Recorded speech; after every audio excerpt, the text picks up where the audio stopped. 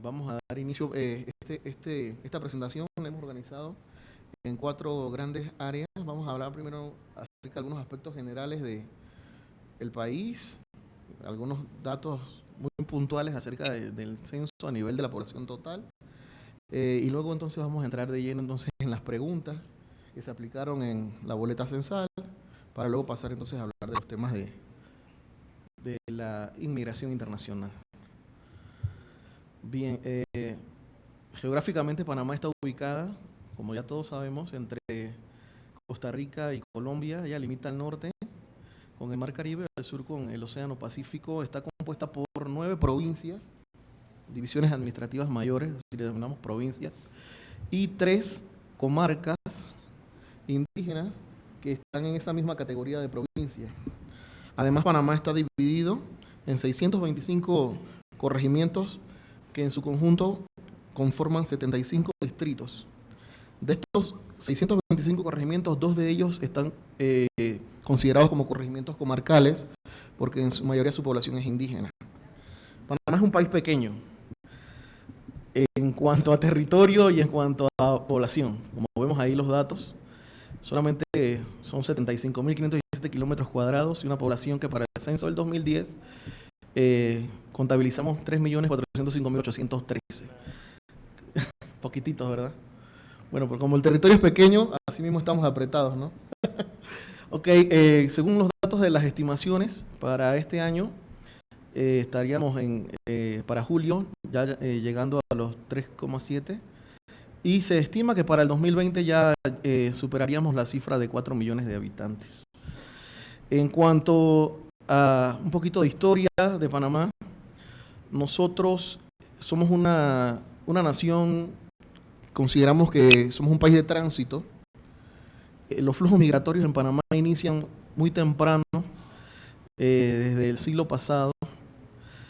Hablamos de que a mediados del siglo XIX, cuando en Panamá se decide construir el ferrocarril interoceánico, empiezan los flujos migratorios de trabajadores internacionales de diferentes lugares, sobre todo el caso de los chinos. Llegaron más o menos en esa época y se han arraigado en el país desde muy temprana la historia nuestra, ¿no?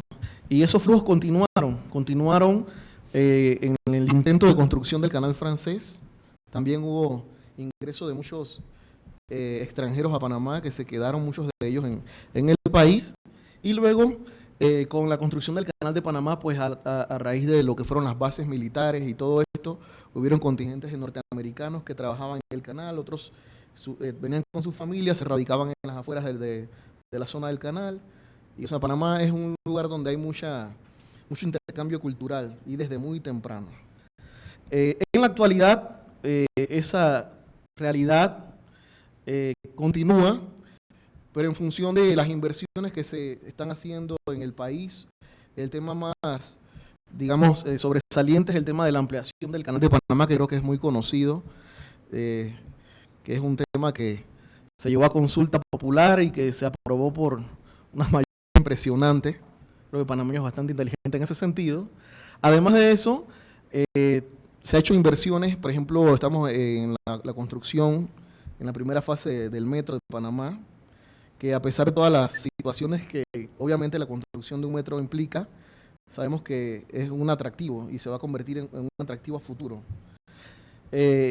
Nosotros también tenemos que en Panamá se ha llegado recientemente al grado de inversión, ¿verdad? Por estas empresas calificadoras.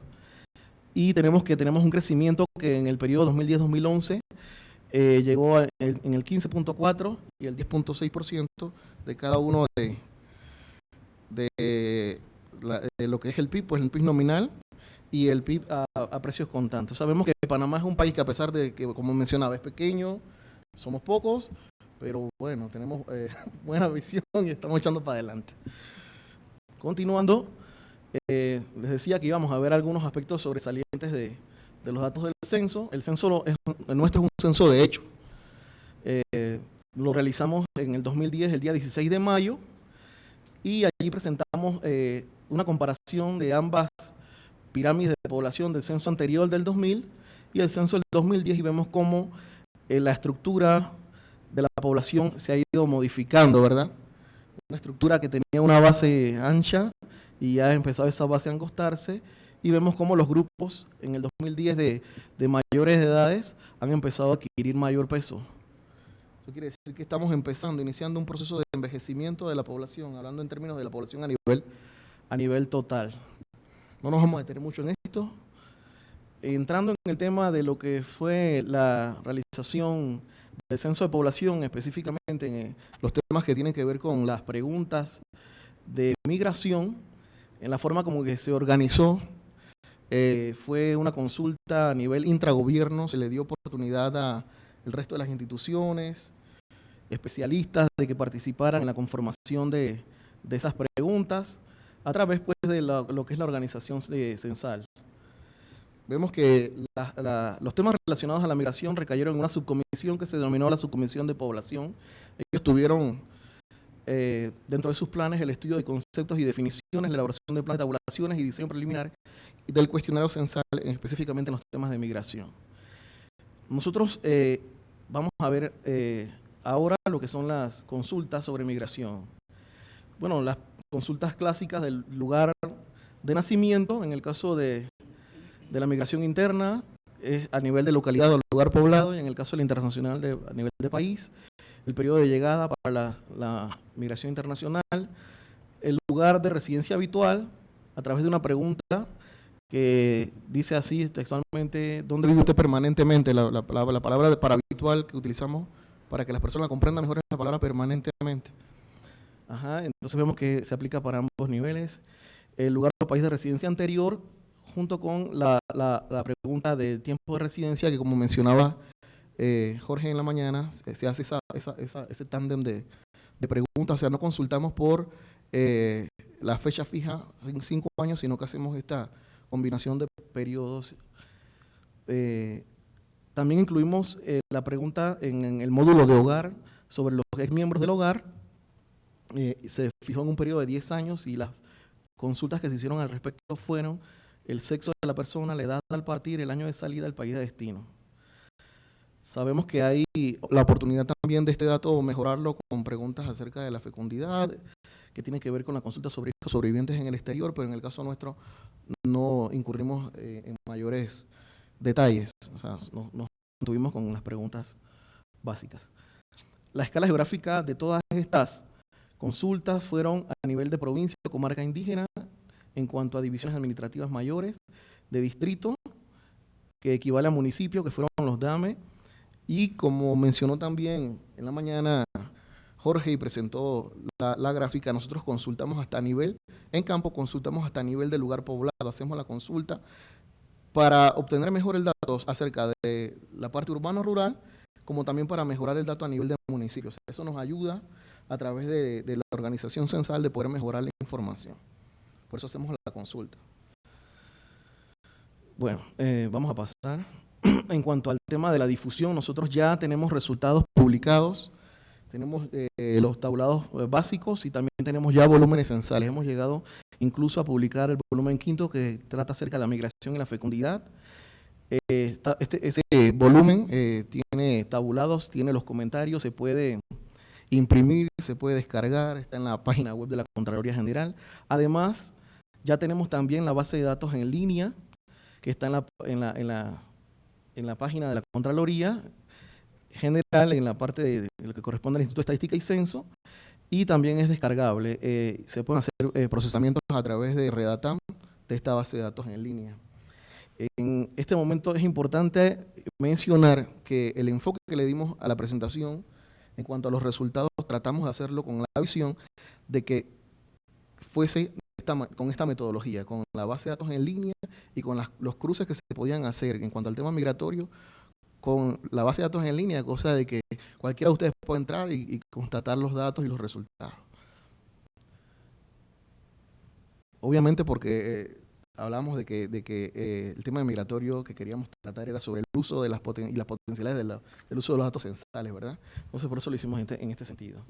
Vamos a ver entonces ya lo que es la inmigración internacional en el censo 2010. Tenemos allí que hicimos el ejercicio de ver la población nacida en el extranjero, de qué regiones del mundo provenían. Las tenemos allí divididas los que están dentro de nuestro continente y en el resto de los países. Ahí podemos apreciar, por ejemplo, que de América del Sur es donde proviene la mayor cantidad de personas nacidas en el extranjero. En este primer cuadro, todavía no hemos seleccionado las personas que residen permanentemente en el país. Estamos hablando de todos los nacidos en el extranjero que se captaron en el censo.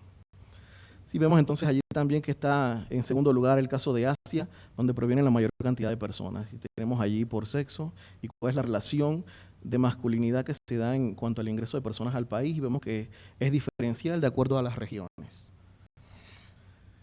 En el siguiente cuadro presentamos allí cuál es la tipología migratoria de los nacidos en el extranjero. Aquí sí ya discriminamos a los que son realmente, de acuerdo a la definición, migrantes internos. Y tenemos allí el stock de inmigrantes que contabilizan 117.200 personas.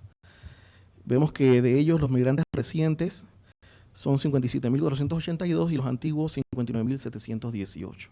Tenemos también ahí los migrantes de retorno y los no migrantes internacionales. Esta presentación se la podemos dejar para que la tenga como consumo, así que no es necesario que, si gustan, anoten algún dato porque se los vamos a facilitar.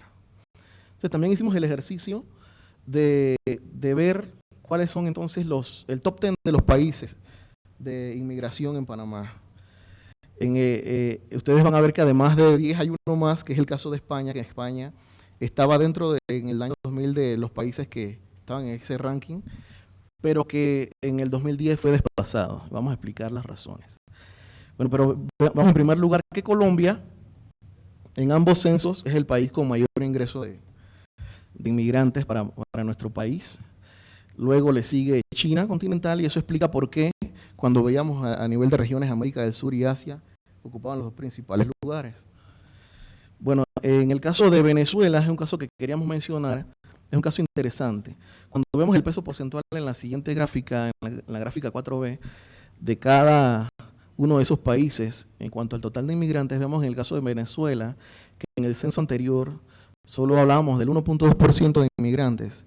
Sin embargo, vemos cómo en este periodo intercensal, cómo ha ganado peso relativo. Ya hablamos de 5.2%. Eran los casos más relevantes que íbamos a mencionar aquí. Pasamos. Y aquí entonces ya tenemos la estructura de la población inmigrante en el país. Vemos que esa estructura, las líneas que está sobrepuesta en rojo y en azul son las que corresponden al censo 2010, y vemos cómo en las edades centrales hay grupos de edades que han como perdido peso, y vemos cómo hacia arriba, en el caso sobre todo del sexo femenino, se ha ido ganando volumen de inmigrantes de ese sexo. O sea, podríamos hablar entonces de una relación de masculinidad para el censo actual femenino, que alcanza el 93.1%, 93.1% exactamente. Y vemos entonces abajo, a nivel de grupos de edad, cómo se van cruzando las curvas y cómo de un censo a otro, en el 2000 y 2010, esa relación de masculinidad ha ido disminuyendo, como mencionábamos, en los grupos de mayores edades, ¿no? Ahí vemos de 50 en adelante cómo ha ido disminuyendo esa relación de masculinidad.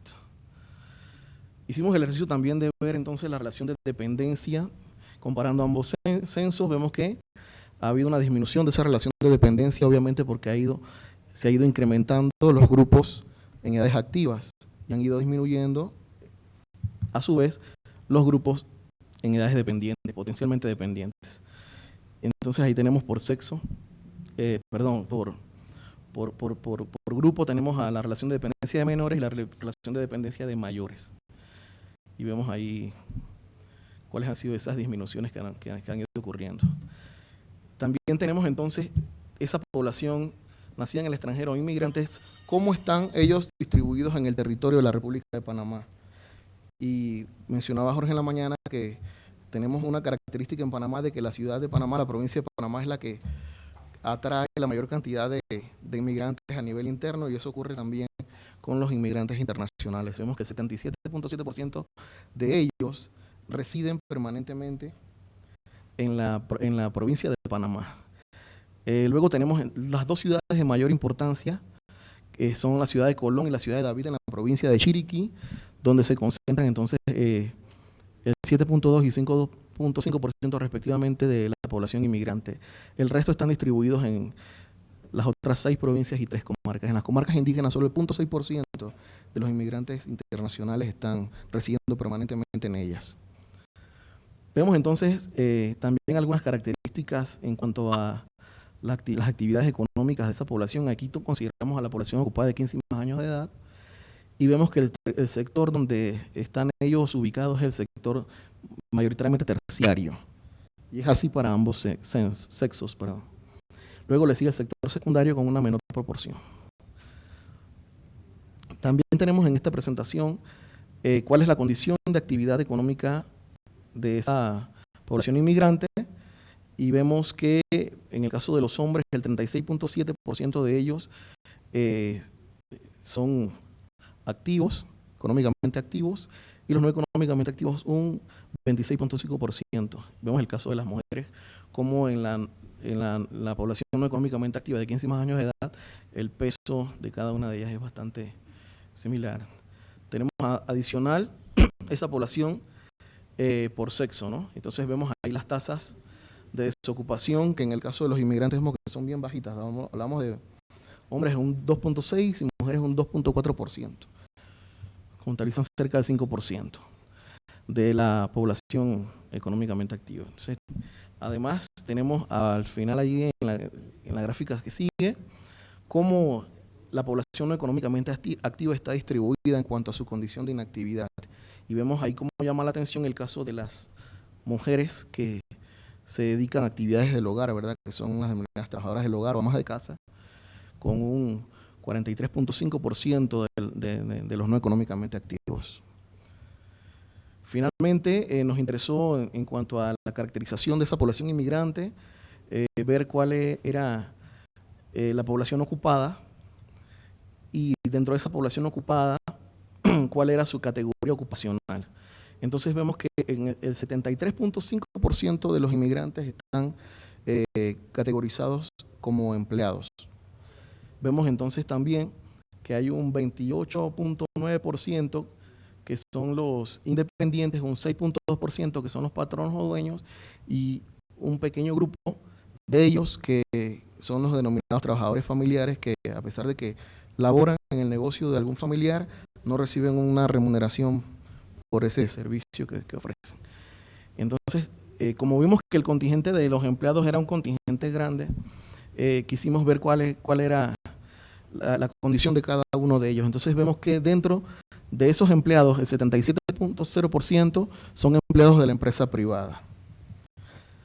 Luego vemos allí que el grupo de servicio doméstico es un grupo también bastante importante. Y lo más probable es que ese grupo, y así lo constatamos en otras corridas que hicimos, era femenino. Entonces ahí, en términos generales, podemos ver cuál era la caracterización de esa población, que fue más o menos el enfoque que le dimos a esta presentación. Muchas gracias.